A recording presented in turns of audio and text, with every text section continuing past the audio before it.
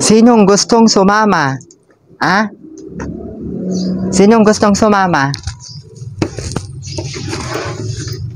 Sinong gustong sumama? Ha? Sinong gustong sumama? Hala, gusto nyong sumama lahat. Ano lang isa, ano? Si Pelisa yata yung nauna eh. Hindi ka na, Kiara. Si Kiara? O, si Kiara na lang. Nini. Si Kiara na lang. Sinong gustong sumama? Si Kiara? Si Kiara ba? Ay, si Pelisa. Halika na nga, Rod. Pelisa. Ikaw, Pelisa, ang gustong sumama? Ikaw, Pelisa? Gusto mong sumama? Gusto mong sumama, Pelisa?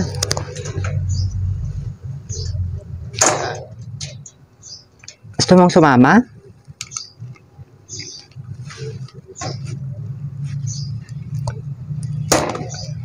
Si ano na lang? Si Kiara, pumunta na doon. Halika na dito, ano?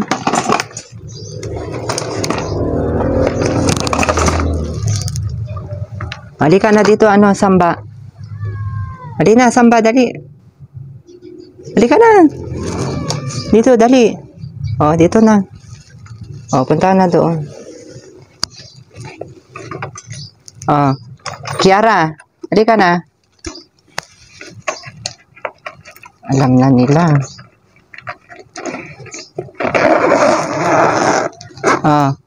Maiwan ka, ano, Pelisa? Maiwan ka. Sa susunod na lang, Pelisa, eh. Sa susunod na lang. Kiara! Kiara! Alina, ah. Ayaw mo? Halika na. Dali, dito ka dadaan, oh. Oo. Alina, pa, labas ka na. Andito na si ano, si Samba, inaantay ka. Alina. Dali. Ni, tumalikod siya. Ayaw mong sumama? Ha? Ayaw mong sumama? O si ano na lang, si Samba na lang, ayaw sumama ni Kiara. O, di ka na. Ni, o sige. Di ka na ano, Samba.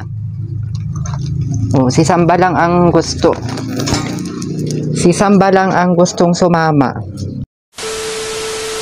So, nakahanda na kami mga kalisan, kaso ayaw niya talagang sumama. So, wala tayo magagawa kasi ayaw niyang sumama. Nandun lang siya, oh. Nakahiga, ayan. Nakahiga lang siya doon, kasama ni mama niya. Kiara, ayaw mo talaga? Kiara, ayaw mo? Ayaw mo talaga sumama? Ay, tignan mo, humihiga siya. Ayaw niya. So, si ano na lang ang isasama talaga natin, si Samba. Ayan, Samba.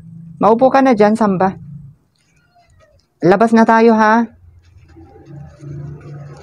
Labas na tayo. Nandito na kami ni Samba.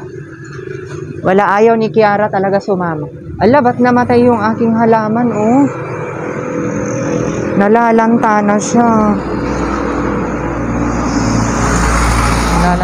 Ay, Samba. Samba, okay ka lang dyan? Tignan natin kung natatakot pa siya.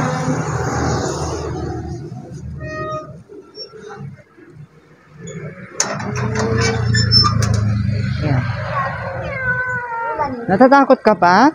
So, ayan na nga mga kalisen, nandito na kami sa labas ni Samba at nagpatuloy na kaming naglakad papuntang palengke. Siya nga pala mga kalisen, si Samba, mas tahimik siya kumpara kay Kiara at dito na nga kami naabutan na medyo naingayan na siguro sa mga truck na dumadaan dahil may truck na dumaan dyan, guys. So, lingon siya ng lingon sa akin at ako naman ay kinakausap ko siya. Ayan. So, nung medyo nahimasmasan na siya ng konti na naman, ayan, tinuloy na naman naming maglakad dahil malapit lang naman sa palengke. Natatawa na lang ako dyan yung itsura niya, ang reaksyon niya sa mga taong nakakasalamuhan niya, sa mga sasakyan na nakikita niya. At dito nga kami dumaan sa may gilid na lang para iwas doon sa mga matatao at grabe kasi yung tricycle doon sa side na yon. So pagpasok namin dito mga kalisen, ayan na, nandito na kami sa may harap ng palengke. So pumasok kami dyan dahil mayroon kaming binili na tinapay ni Madam Grasilda. Yun nga lang, walang panukli yung nagtitinda. So lumabas muna kami mga kalisen dahil wala nga silang panukli at sabi ko, balik na lang kami.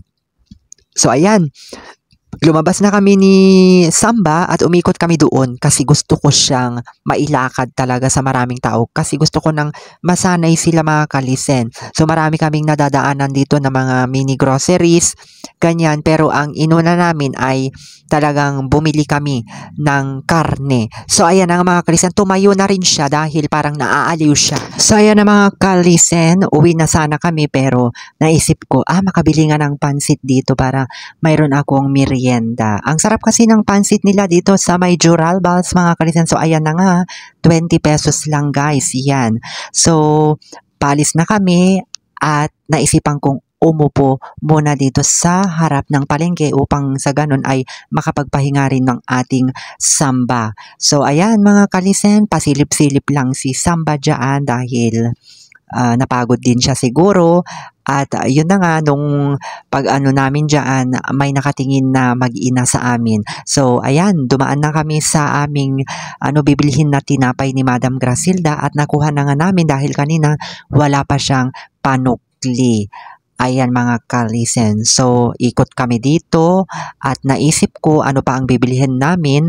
Ayan na nga, gulay pala. So, bumalik kami sa may gulayan at nagpili ako ng aming bibilhin na gulay mga kalisen. So, ang binili ko ay ang sitaw, kamatis, ayan, yung pangpakbet. So, ayan mga kalisen at dumaan pa kami sa may groceries pero hindi na ako nakapag-video kasi bawal pala mag-video sa loob mga kalisen. So ayan na nga, naglakad lang kami ni Samba sa katirikan ng araw at finally dumating na nga kami dito sa bahay. Ayan, binaba ko na siya at mapagbuksan na si Samba kasi alam kong gusto na niyang makawala dyan sa capsule bag. At ayan na nga si Mama Kat Felisa nakatingin at nagmamasid din si Samba sa kanila. Si Kiara naman nandyan lang din, hindi siya umalis mga kalisen. Kasi alam niya na aalis kami. Ewan ko ba, ayaw niya talagang pumunta sa capsule bag. Pero minsan, gusto naman niya mga kalisen. Yun nga lang, talagang siguro hindi pa niya sanay sa loob ng capsule bag. Hindi katulad ni Samba na unti-unti na siyang nasasanay. So pinagbuksan ko na nga dahil gusto nang lumabas si Samba. Nakikita niyo siya, lang siya, kalmado lang po siya sa paglabas hanggang pagbuksan mo mga kalisen. At hindi nga niya alam kung dediretso siya sa kulungan.